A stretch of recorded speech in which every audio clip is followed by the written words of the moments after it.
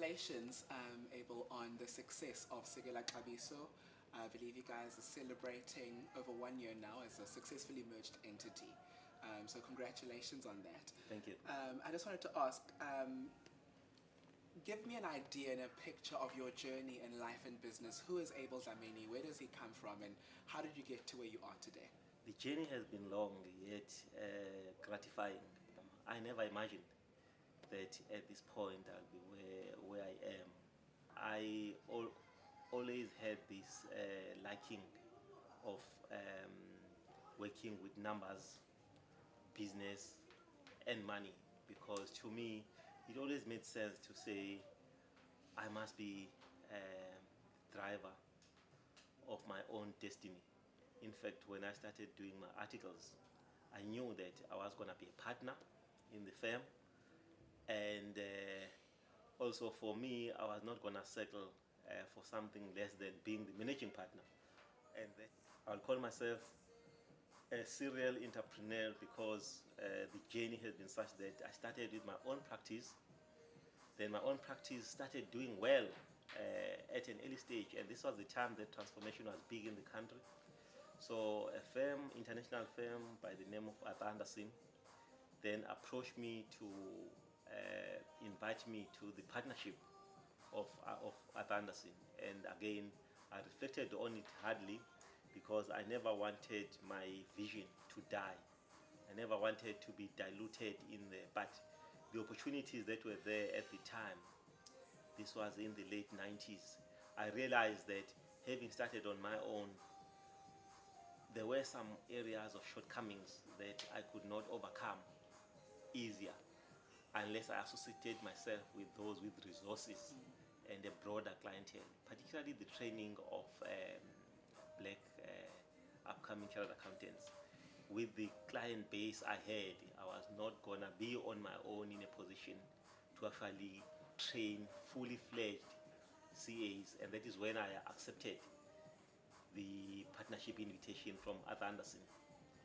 That went on for a good 4 years, and it was gratifying for me to see some of the people that I had brought in qualifying as CAs came up. I then started SekelaXabiso.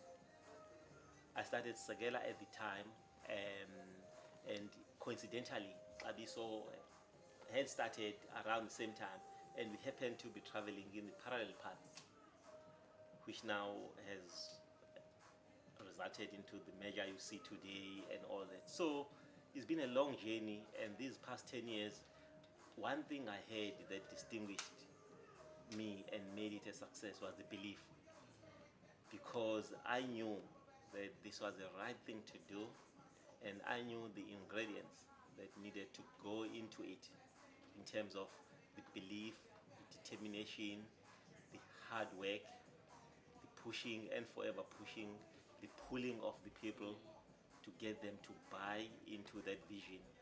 I knew and believe in that, and we are beginning now to get to some realization of it.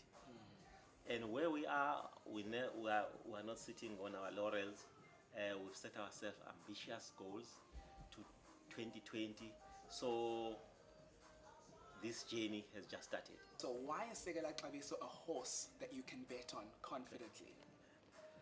SekelaXabiso is formed on a vision of creating a truly South African business that we're gonna, in many years to come, reflect back and say this was the right decision. That is how far I've cast my vision, focusing on a myriad of issues.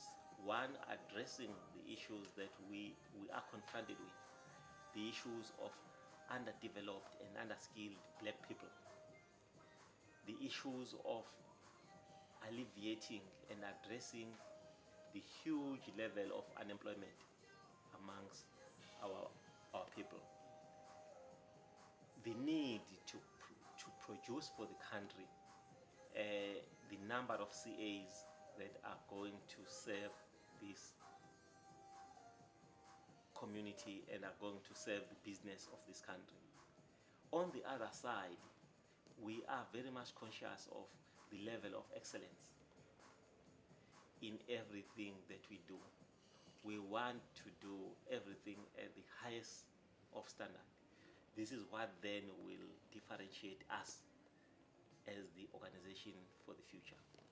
We knew that we were never gonna go for short-term gains, which is where some of the black businesses have fallen short on, where the opportunities are actually maximized for short-term gains without investing in the future. Just before the merger, we took a conscious decision. This was just Sekela. I said to the guys, this year, I'm not concerned about the bottom line. This year, I'm taking a different view. You will invest in people development.